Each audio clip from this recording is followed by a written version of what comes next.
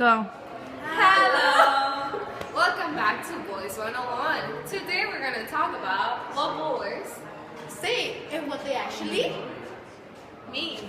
My name is Giselle. My name is Luz. And my name is Alanza. Let's get into the video. Guys, one of what? You didn't say that.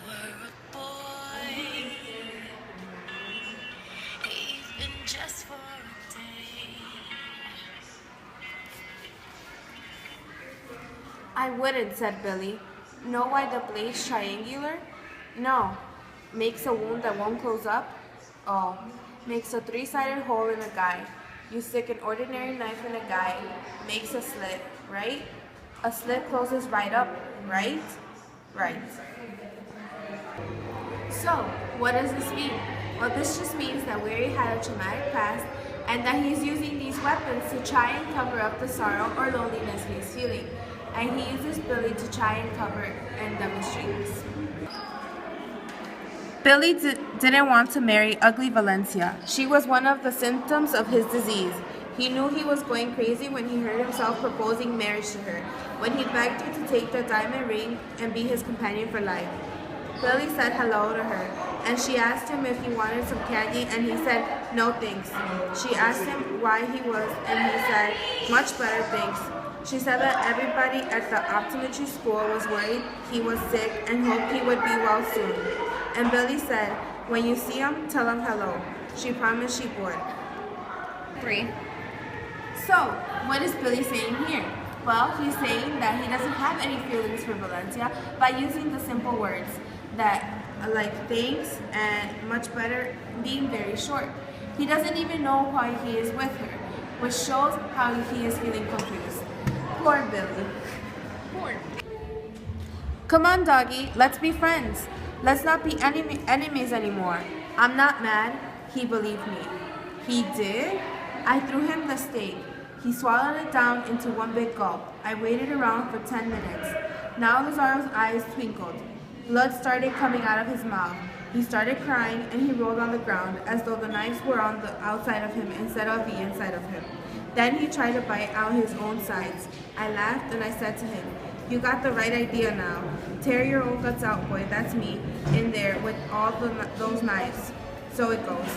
Anybody ever ask you what the sweetest thing in life is? Said Lazaro. It's revenge.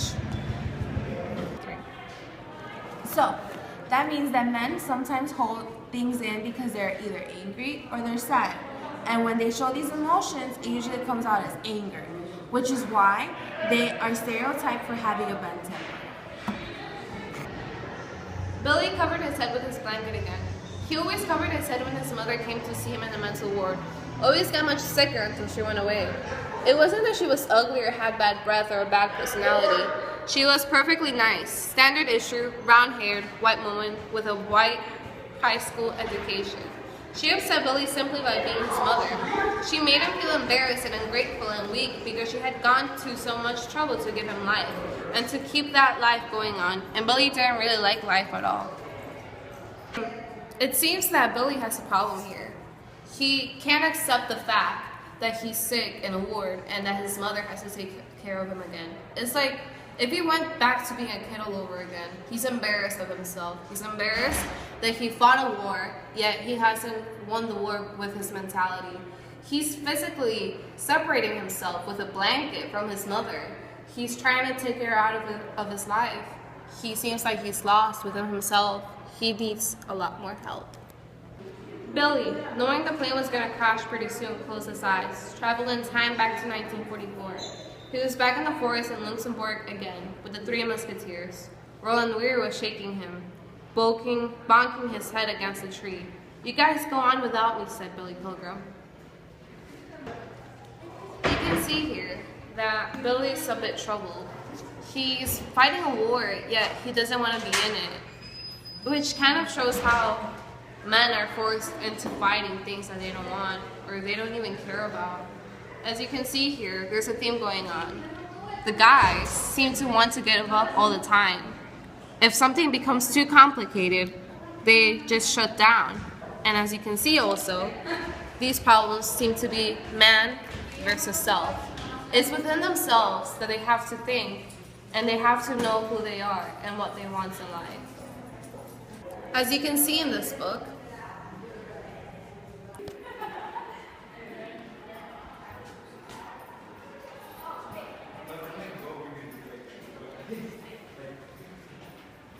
next, to the golden boots were a pair of feet which were swaddled in rags.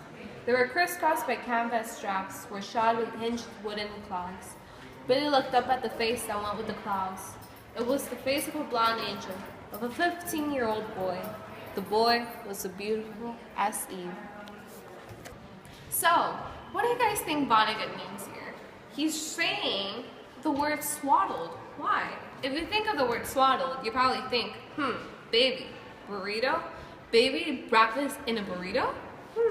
Isn't this interesting? Obviously, he's probably trying to say that these soldiers are warriors, but still inside, they're babies. They haven't grown up.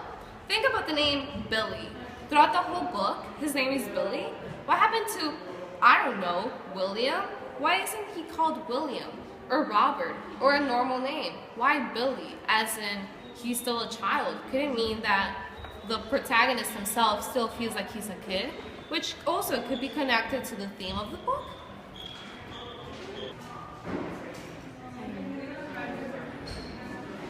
Blue is for the American sky, Campbell was saying.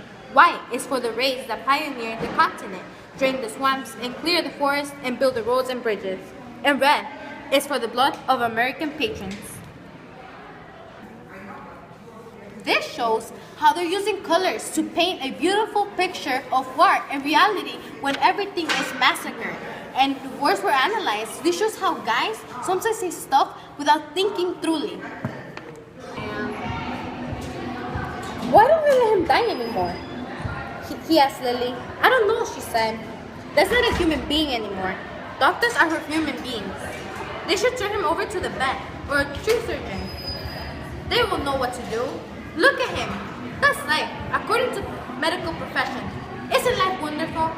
I don't know, said Lily.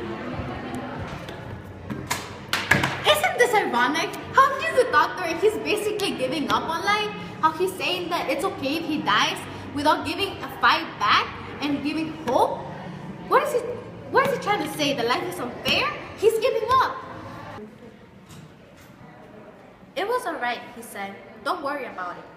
It doesn't have anything to do with you. That was kind of him. He was lying. It had everything to do with me.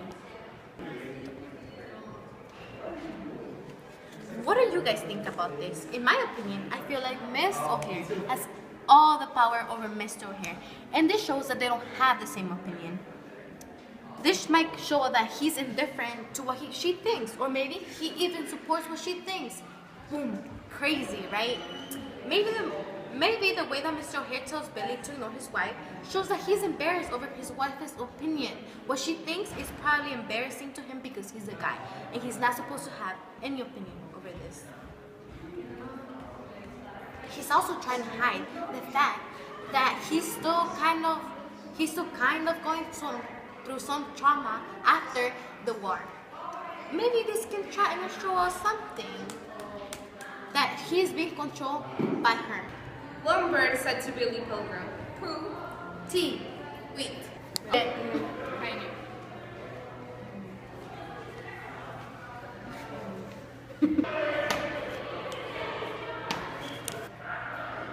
Blue is for the American sky, Campbell was saying. White is for the race.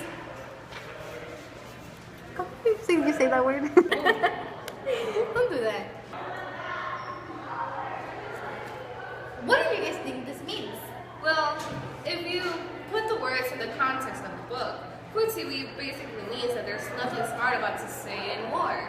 So, this means that Boys have never had anything smart to say. that's why they are the way they are. Why don't you let him die? He asked Lily. I don't know, she said. That's not a human being anymore. Doctors are for human beings. They should turn him over to a better... So, what does this mean? Well, it just means that Harry had a past. So,